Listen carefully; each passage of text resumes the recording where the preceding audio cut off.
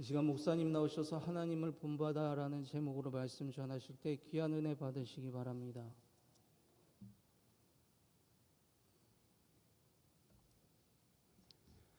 익숙한 찬양을 은혜 있게 연주하는 것은 대단히 어려운 일인데 이 대단히 어려운 일을 엘피스 앙상블이 거의 매주마다 해내는 것 같습니다. 박수로 격려하겠습니다. 고맙습니다. 잠시 기도하고 하나님 말씀 듣습니다. 은혜로우신 주님, 이 시간 말씀하여 주옵소서. 주님께서 말씀하실 때 우리의 마음속에 믿음과 감사와 기쁨과 용기가 샘솟게 하여 주옵소서. 새로운 믿음의 다짐도 있게 하여 주옵소서. 예수님 이름으로 기도합니다. 아멘. 한참 전 얘기입니다. 작고하신 고 김정은 안수집사님 댁에 신방을 간 일이 있었는데 신방 끝에 이런저런 사담도 좀 나누게 되잖아요. 그래서 라면 끓여서 먹는 얘기를 한참 했습니다. 그랬더니 연영숙 권사님이 뭐라고 받으시냐 그러면, 목사님, 우리 남편 집사님은 라면을 끓이는데도 법도가 있어요. 그렇게 이야기를 하는 거예요. 레시피대로 끓인다 그러면 굉장히 익숙한 말인데 법도가 있다고 그러니까 그 말씀이 너무 묵직하게 다가오는, 그래서 제가 라면 끓이는 법도에 대해서 김정훈 집사님한테 한참 들었고 그 얘기를 제가 지금 드리는 이유는, 여러분 어떻게 사십니까? 세상 사는데 아무렇게나 사십니까? 법도가 좀 있게 사십니까? 많은 분들이 되는 대로 산다, 사는 대로 살면 되는 거 아니냐라고 그렇게 이야기하지만 그렇게 살게 되면 막 살 가능성이 굉장히 많습니다. 그 영화를 좋아하시는지는 모르겠습니다. 최민식 씨가 주연으로 나온 걸로 아는데 그분이 극중 이름이 오대수였습니다. 근데 그 오대수라는 이름을 본인이 풀이하는데 어떻게 풀이냐 그러면요, 여러분들이 오대수 운을 한번 띄워보세요. 제가 한번 할 테니까. 오부터 자 시작. 오늘만 대충 수습하며 살자. 이게 극중에 나온 오대수 씨가 자기 이름을 푸는 방식이에요. 오늘만 대충 수습하며 살자. 인생 꼬여가지고 그야말로 엉망이 됐습니다. 오늘만 대충 수습하며 사는 분이 있다면 죄송합니다. 인생 꼬일 가능성이 심하게 있습니다. 목사님, 그러면 오늘만 대충 수습하며 사는 게 아니라면 어떻게 살아야 되냐고 저한테 물으신다면, 아까 법도를 가지고 라면을 끓이셨던 집사님의 말씀을 제가 여러분들에게 해드리고 싶습니다. 자, 저를 따라서 하세요. 오늘 하루도 하나님의 법도대로 삽니다. 여러분, 하나님의 법도대로 사는 게 뭘까? 예수 믿었으면 믿는 게 쉽지가 않잖아요. 은혜를 받아서 믿게 됐으니까. 그런데 믿은 다음에 해야 되는 건 믿는 사람답게 하나님의 법도에 맞게 살아야 되는데, 이게 교회 안에서가 기본인데 교회 안에서 살아내는 게 쉽지가 않습니다. 제가 바울 사도의 에베소서의 편지 중에서 4장 뒷부분하고 5장 첫 부분 가지고 여러분들이 어떻게 교회 안에서 하나님의 법도대로 살아가는지 4가지로 말씀을 드리려고 합니다. 첫 번째입니다. 1번 같이 한번 읽어요. 자, 시작. 거짓을 버리고 분노를 조절하라. 25절 말씀. 25절 같이 한번 읽어요. 자, 시작. 그런즉 거짓을 버리고 각각 그 이웃과 더불어 참된 것을 말하라. 이는 우리가 서로 지체가 됨이라. 쉽게 이야기해서 거짓말하지 마라, 참말을 이야기하라 이건데요. 왜 거짓말하지 말아야 되는지 2가지가 이유가 있는데 오늘 본문 말씀은 딱 한 가지만 이야기합니다. 이것보다 더 중요한 한 가지 이유가 너무 당연하기 때문에 성경에 나오지 않았지만 저는 그 이유 하나를 알고 있습니다. 왜 거짓말을 하지 말아야 될까? 이유는 한 가지입니다. 하나님께서는 언제나 정직한 자를 위해서 방책을 준비하시지, 거짓말하는 순간 하나님의 도움은 끝납니다. 왜? 거짓말한다는 이야기는 하나님의 도움은 필요 없고 이제 내가 할 거다라는 얘기를 이미 하고 있는 것이기 때문에 그렇습니다. 여러분, 정직이 최상의 방책이라는 얘기는 속담에만 나온 이야기가 아닙니다. 자, 저를 따라서 하세요. 우리 하나님은 정직한 자를 위하여 방책을 내십니다. 여러분, 정직해야 되는, 그래야 하나님이 도와주시는 거예요. 하나님의 도움을 받으려고 한다면 정직이 최선의 수단입니다. 정직하지 않는다? 하나님의 도움 안 받겠다? 이 뜻입니다. 이게 먼저 이유고요. 그 25절 다시 한번 비춰줘 보세요. 각각 그 이웃과 참된 것 말하라. 거짓말하지 말고 참말을 말하라고 하면서 그 이유에 대해서 맨 밑에 줄 이는부터 같이 한번 읽어요. 자, 시작. 이는 우리가 서로 한 몸이다. 우리가 손이 발속이겠냐? 눈이 코속이겠냐? 이렇게 이야기하는 거예요. 왼손이 오른손 속이겠습니까? 이건 말이 안 되는 거예요. 우리가 우리에게 거짓말하는 것은 자기 자신에게 거짓말하는 거랑 똑같습니다. 말도 안 되는 이야기. 그러니까 하나님의 도움을 받고 싶거들랑 거짓말하지 말고 우리가 서로 지체가 되었기 때문에 우리끼리 거짓말하면 안 된다라고 이야기하고 있습니다. 그 다음에 조절할 것에 대해서 26절에서 이야기합니다. 26절 말씀 같이 한번 읽어야죠. 시작. 분을 내어도 죄를 짓지 말며 해가 지도록 분을 품지 말고. 여러분 가끔 교회 생활하면서 화나는 일들이 없습니까? 있습니까? 없다고는 하지 마세요. 교회 생활하면서 화나는 일이 없다는 이야기는 교회 생활을 잘 안 해서 그런 거예요. 교회 생활을 제대로 하기 시작하면 교회 생활하면서 화날 일들이 생기기 마련입니다. 그 다음에 화가 나다 보면 화를 낼 일도 있겠습니까? 없겠습니까? 화를 낼 일도 있어요. 여러분 화가 난다 하고 화를 낸다의 차이점을 아세요? 화가 나는 건 수동적인 반응이에요. 뭐가 자기의 생각에 불공평한 일이 생긴 거예요. 그러면 화가 나요. 그 다음에 이건 내가 가만히 있으면 안 되겠다라고 생각을 하고 일부러 화를 낼 때도 있는 거예요. 여러분 화가 나는 거 화를 내는 게 죄입니까? 죄가 아닙니까? 죄예요? 죄가 아니에요. 죄라고는 하지 마세요. 저는 화가 나는 분들을 가끔 보고 화를 내는 분들도 가끔 봐요. 그걸 죄라고 하면 안 되죠. 아니에요. 절대로 안 돼요. 화가 날 수도 있고 화를 낼 수도 있는 거예요. 자, 그런데 문제는 뭐냐 그러면 26절 다시 한번 비춰줘 보세요. 분을 내어도 화를 내어도 이 뜻 아니겠습니까? 같이 한번 읽어야죠. 맨 위에 줄만 같이 읽겠습니다. 시작. 분을 내어도 화가 날 수도 있고 화를 낼 수도 있지만 화가 나는 것도 이해되고 화를 내는 것도 이해되지만 뭐는 짓지 말아라?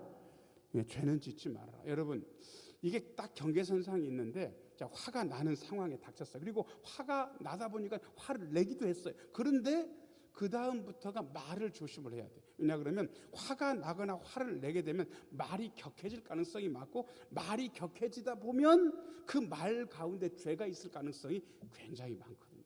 여러분 그러니까 정신을 바짝 차려야 됩니다. 화가 나는 거 괜찮아요. 화를 내는 거 그것도 괜찮아요. 그런데 잘못해서 말을 잘못하게 되면 그 다음부터는 화를 내는 정도가 아니라 뭘 짓는 거다? 죄를 짓는 게 될 가능성이 있다는 게 그 경계선상. 그래서 여러분 보통 얘기할 때 너무 화가 나서 말 섞기 싫으면 말을 섞다 보면 이제 화를 내고 그 다음부터 죄를 지을 수도 있으니까 그때는 여러분들 수습을 좀 걸으셔야 돼요. 내가 몹시 지금 짜증나고 화가 난다. 그러니까 지금은 얘기할 기분이 아니니까 나를 좀 가만 내버려 두고 나중에 얘기하자. 그러면 기다려주면 되는 거예요. 그때는 얘기하면 안 돼요. 그 다음에 또 하나 가끔 보면 누가 말을 하면 말대꾸를 안 하는 것 때문에 열받는 분들이 가끔 계시더라고요. 여러분 어떤 분은 무슨 말을 들으면 바로 즉답이 나오는 수도 있지만 어떤 분은요 그 반응 속도가 굉장히 느린 분이 있어요. 그러니까 어떤 분이 말을 해가지고 대답을 해야 되는데 남들은 1, 2초 안에 나오는데 그분은 적어도 10초나 어떤 데 1분쯤은 생각해야 말이 나오는 분이 있겠습니까? 있겠습니까? 있어요. 없다고는 얘기하지 마세요. 그런 분들도 있단 말이에요. 그러니까 그런 분은 자기가 스스로 조금 자기를 알고 뭐라고 얘기해야 되냐 그러면 내가 지금 기분 나쁘거나 그런 게 아니고 당신이 얘기를 했는데 거기에 대해서 내 입장도 정리가 안 돼 있고 내 생각도 정리가 안 돼 있으니까 내가 한 1분이나 2분 정도 생각한 다음에 말을 해도 되겠냐. 지금 내가 당신의 말에 대해서 대답을 하지 않는 것은 당신을 무시하는 게 아니고 내가 지금 스타일이 그래서 그런가 내 스타일 좀 이해해 달라고. 여러분 되겠습니까? 되겠습니까?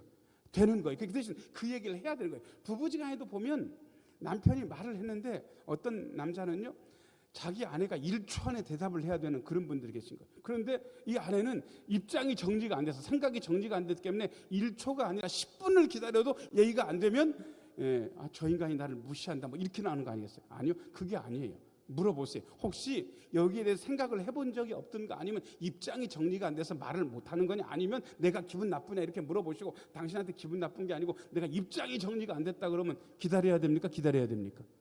기다려야 되는 거죠 뭐. 아니 그렇잖아요. 입장이 정리가 안 됐다는데 뭘 말해야 될지 모르겠다는데 기다려야 되는 거 아니겠습니까? 그러니까 여러분 말이 굉장히 중요한 도구인데 자 저를 따라서 하세요. 말은 위험한 도구입니다. 옆에 있는 분 얼굴 보시고요. 말이 대단히 위험한 도구인지 아시죠? 한번 물어보세요. 자, 시작. 말이 대단히 위험한 도구인지 아시죠? 이 말이 위험한 도구인지를 모르는 분들이 너무 많아요. 말은요 굉장히 위험한 도구입니다. 제가 말을 다듬기 위해서 오래도록 다듬고 있는데 아직까지도 어떤 데 제 말이 좀 거칩니다. 사람은 순한데 말은 거칠 때가 있는 거예요. 그러니 저 인간도 말 다듬어서 저렇게 오래도록 말 다듬고 있는데도 말이 아직도 저 정도인가 보다. 여러분, 말 다듬기가 쉽지 않기 때문에 그렇습니다. 그러니까 여러분들이 화 나는 거 정상, 화를 내는 것도 정상. 그런데 화가 나고 화를 내지만 말로 죄를 짓지는 않도록 주의해야 된다라는 이야기를 드리는 겁니다. 그 다음에 이거 상당히 어려운 건데요. 밑에 줄만 같이 한번 읽어보겠습니다. 시작. 해가 지도록 분을 품지 말고. 여러분, 품지 말라는 이야기는 날이 밝기까지 화를 어떻게 하라, 가만 내버려 두라는 겁니까? 풀라는 겁니까? 이게 쉽지 않아요. 이 화가 여러분 생각보다는 꽤 마음속에 오래 지속됩니다. 그러니까 화난 상태로 누워서 씩씩거리다가 그냥 잠들면 다음에 일어나면 화가 사라진 것 같지만 화가 사라진 게 아니고요. 화는 사라지지 않고 풀지 않으면 이 마음속에 이렇게 깔리게 되어 있습니다. 이렇게 깔려요. 그 다음에 두 번째도 깔려요. 세 번째도 깔리면 이게 차곡차곡 쌓여 있다가 나중에 어떤 일이 벌어지냐 그러면 결정적인 순간에 방아쇠가 딱 당기면 탕 하고 소리가 나듯이 터지게 되어 있습니다. 그러니까 이쪽에서 건들면 이쪽에서는 요 정도 잘못했거든요. 그러면 대응을 어느 정도로 해야 됩니까? 요 정도 잘못했으니까 나도 요 정도로 화를 내고 대응을 해야 되는데 여기는 요 정도 잘못했는데 나는 그냥 이 정도 해버리는 거예요. 왠지 아세요? 여기 쌓인 게 있거든요. 제가 그런 분 많이 봤어요. 폭발해버린 거예요. 여러분, 그러니까 폭발하지 않도록 자, 저를 따라서 하세요. 날이 지기 전에 화를 풉시다. 화를 풀어야 됩니다. 그러니까 꼭 부부지간에나 그런 분들한테 권면을 드릴 테니까 화가 날 수도 있고 화를 낼 수도 있지만 자기 전에는 뭐 해야 된다? 정리를 하고, 정리 안 하면 차곡차곡 쌓아둔 게 되는 것이죠. 자, 그 다음에 27절하고 26절하고 연결이 되어 있다는 걸 여러분들이 보시면 정신이 번쩍 드실 겁니다. 26절하고 27절은 이어서 읽어야 됩니다. 26절부터 읽겠습니다. 같이 읽어요. 자, 시작. 분을 내어도 죄를 짓지 말며 해가 지도록 분을 품지 말고. 27절, 마귀에게 틈을 주지 말라. 여러분, 화를 내서 죄를 짓거나 해가 지도록 분을 품고 있으면 27절, 누구에게 틈을 주는 거다? 마귀에게 틈 주는 거다. 영어 성경에는 마귀한테 풋홀더라고 그래서 여러분 등산할 때 그 발로 디디는 지점이 있는 거 아시죠? 그게 풋홀더인데 마귀한테 틈 준다는 게 마귀한테 발판 주는 거랑 똑같다. 보통 때는 마귀가 우리한테 잘 못 건너오는데 우리가 화를 내고 죄를 짓거나 아니면 잘 때까지 분을 품고 있으면 마귀에게 뭘 주는 거다? 틈이 아니고 발판 주는 거랑 똑같아. 그 발판 타고 우리한테 올라온다 이 뜻입니다. 그러니까 거짓을 버리고 분노를 조절하는 게 교회 생활을 잘하는 방법이구나. 제가 첫 번째로 말씀을 드렸고요. 자, 두 번째입니다. 2번 같이 한번 읽어요. 자, 시작. 선한 말을 하고 비방하지 말라. 28절 말씀. 28절 같이 한번 읽어요. 자, 시작. 도둑질하는 자는 다시 도둑질하지 말고 돌이켜 가난한 자에게 구제할 수 있도록 자기 손으로 수고하여 선한 일을 하라. 아멘. 여러분들이 직업을 가지고 일을 열심히 하는 이유는 뭡니까? 남 돕기 위해서입니까? 내가 잘 살기 위함입니까? 대답을 못 하시겠어요? 다시 물을게요. 여러분들이 돈 버는 이유는 엄한 집 잘 되게 해주려고 하는 겁니까? 내가 잘 먹고 잘 살려고 하는 겁니까?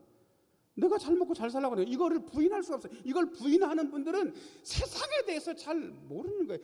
왜 사업합니까? 왜 일합니까? 내가 잘 먹고 잘 살려고. 이거 너무 당연하단 말이에요. 그런데 이것만 가지고 일하는 분들은 지금 28절을 주의 있게 보셔야 됩니다. 그 목표만 가지고 있으면 세상 사람이나 우리가 똑같아요. 다른 한 가지가 더 있어야 됩니다. 도둑질한다, 도둑질하지 말어. 돌이켜서 어떻게 해야 되는가? 세 번째 줄부터 같이 한번 읽겠습니다. 시작. 가난한 자에게 뭐 할 수 있도록? 구제할 수 있도록 자기 손으로 수고하고 선한 일, 직업을 감당하라는 거예요. 여러분, 우리가 직업을 가지고 돈을 버는 이유가 나만 잘 먹고 잘 살기 위해서, 내 가족만 잘 먹고 잘 살기 위해서라고 그것만 생각하고 있으면 잘못이라는 겁니다. 적어도 우리가 버는 일정 부분, 버는 것 중에 일정 부분은 이게 들어가 있어야 돼요. 자, 세 번째 줄 한 번만 더 읽어요. 다시 시작. 가난한 자에게 뭐 할 수 있도록? 여러분, 제가 여러분이 힘이 들 때까지 도우라는 얘기 아닙니다. 할 수 있는 게 있어요. 할 수 있는 걸 하시라고.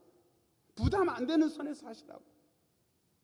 여기에 대한 생각이 아무것도 없는 분들은 야, 나는 세상 사람들하고 다른 게 별반 없나 보다라고 생각하셔도 틀리지 않아요.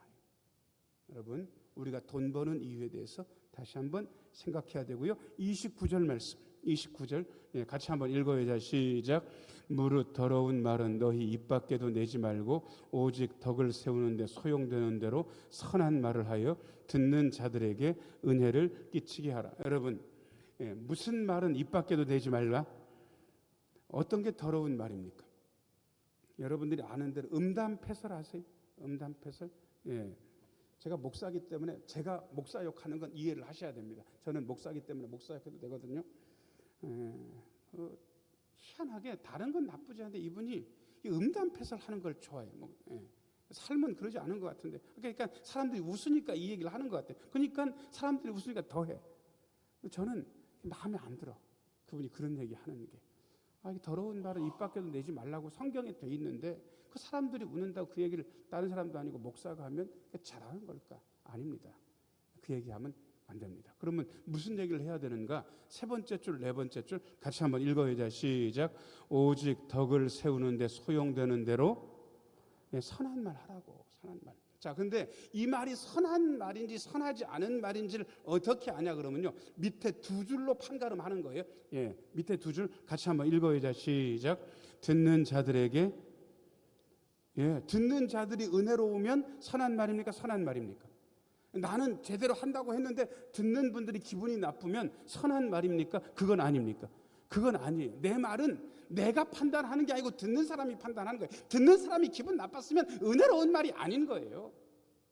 듣는 분들이 은혜를 받아야 제대로 선한 말 되는 거예요. 저도 외부에서 설교할 일들이 가끔 있는데 설교하게 되면 부담스러운 설교일수록 저도 부탁을 합니다. 저희 아버지 어머니한테 부탁하는 건 너무 당연하고 저희 아내야 당연히 기도하니까 부탁은 잘 안 하는데 아무튼 어떤 때 아내한테도 부탁하고 심지어 저희 아내가 저의 속을 어떤 때는 약간 뭐 하기도 해요. 왜냐하면 어느 교회 가가지고 헌신예배 설교를 가는데 거기 담임 목사님 설교를 오지게 잘해. 그런데 뭐라고 얘기하냐면 야 당신 부담스럽겠다. 그분 앉아있는데 설교하려면.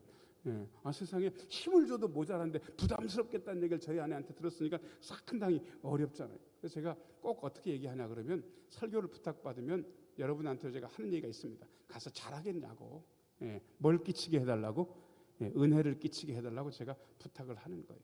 여러분, 가가지고요 잘하려고 그러면 실수해요. 늘 하던 대로 하는 게 제일 나아요. 그 대신 듣는 분들이 뭘 받으면 된다? 은혜 받으면 되는 거지 뭐. 여러분, 내가 하는 말이 저분한테 은혜가 되는가? 괜찮아하세요. 내가 하는 말이 저분을 열받게 하는가? 하지 마세요. 간단해요. 듣는 분들이 은혜로우면 해도 되는 말, 은혜롭지 않으면 안 하면 되는 거 아니겠습니까? 자, 그런데 30절 말씀하고 29절 말씀하고 연결되어 있다는 걸 여러분들이 보시면 됩니다. 제가 29절부터 읽어봐 드릴게요. 무릇 더러운 말은 너희 입 밖에도 내지 말고 오직 덕을 세우는 데 소용되는 대로 선한 말을 하여 듣는 자들에게 은혜를 끼치게 하라. 그 다음에 30절이요. 두 줄은 같이 읽겠습니다. 시작. 하나님의 성령을 근심하게 하지 마라. 이게 무슨 얘기입니까? 더러운 말 입 밖에 내면, 덕을 세우는데 소용되는 선한 말 하지 않으면, 듣는 자들에게 은혜를 못 끼치고 마음 상하게 하는 말을 하면 30절 누가 근심하신다? 하나님의 성령이 근심하신다는 거예요. 여러분,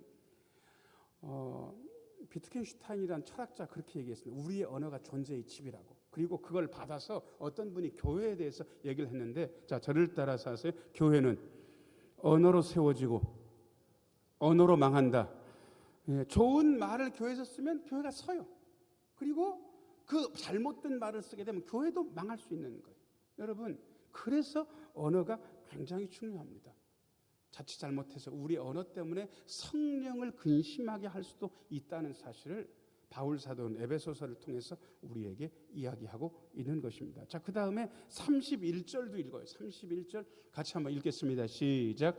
너희는 모든 악독과 노함과 분냄과 떠드는 것과 비방하는 것을 모든 악의와 함께 버리고. 여러분, 떠드는 것, 비방하는 것, 이게 무슨 얘기입니까? 소란스럽게 하는 것. 여러분, 보통 개인적으로 얘기하면 대부분 됩니다. 대부분 되는 거예요. 그런데 이걸 공개적으로 소란스럽게 만들기 시작하면 그 다음부터는요, 듣는 분들 중에 은혜롭지 않은 분들이 생겨나기 시작합니다. 왜 저 얘기를 이런 데서 하지? 이렇게 되는 거예요. 저 얘기를 왜 이런 데서 하지? 왜 이런 시간에 하지? 이렇게 나오는 거예요.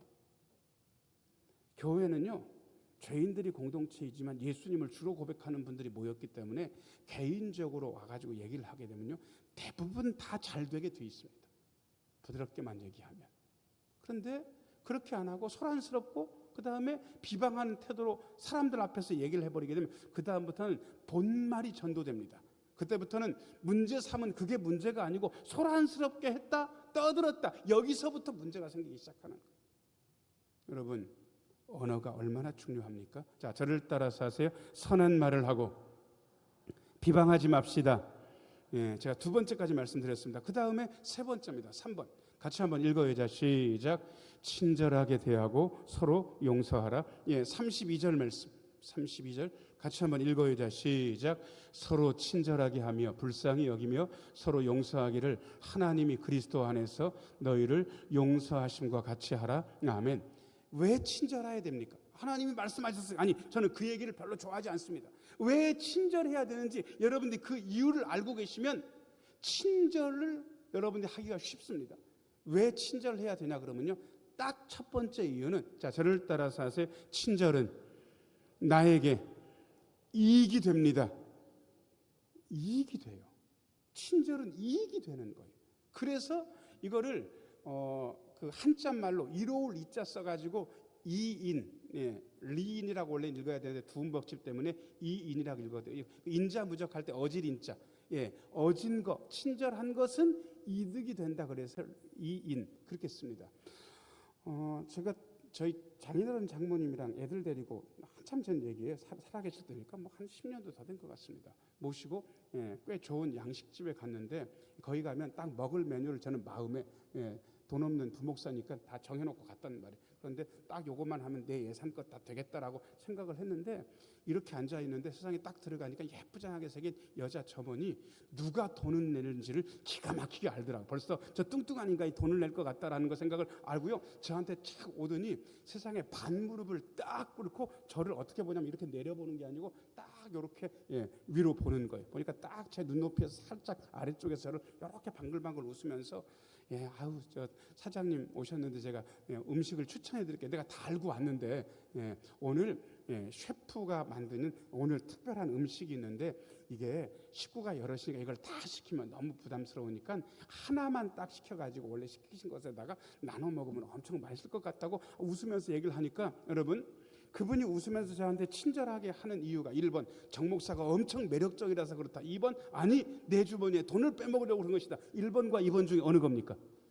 1번 아니에요. 제가 매력적이라서 그런 거 아닙니까? 예. 그래가지고 그분이 웃으면서 그렇게 권하니까 거절할 수가 없는 거예요. 그래서 제가 하나를 시켰어.